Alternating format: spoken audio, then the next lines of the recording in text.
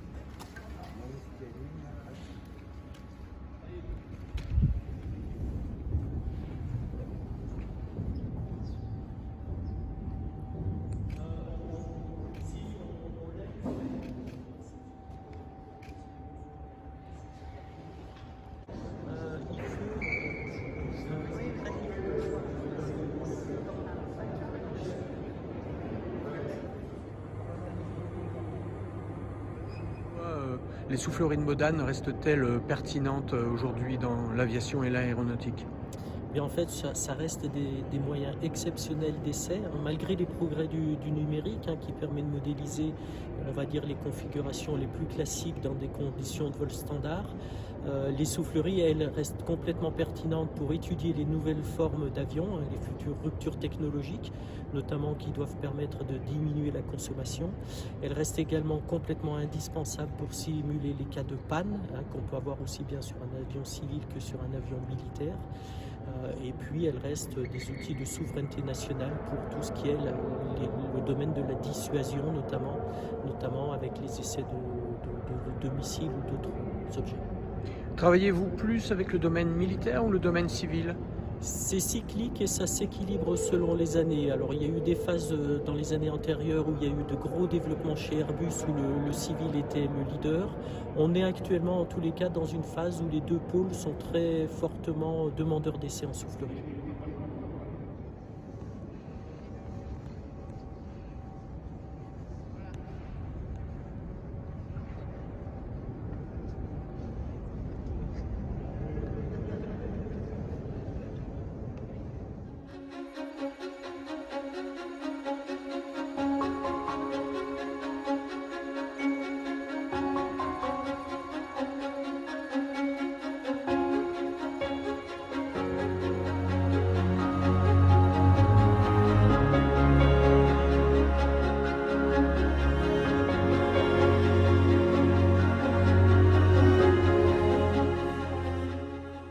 Permet de expérimenter des nouveaux bancs moteurs, des nouvelles maquettes, des nouvelles configurations d'essai dans des dimensions qui permettent d'avoir une précision de mesure et une résolution de mesure très importante puisque la soufflerie est grande, donc on y met des très grandes maquettes, ce qui permet de mettre beaucoup d'instrumentation et donc d'avoir un niveau de détail finalement sur la qualité aérodynamique de ce qui passe chez nous.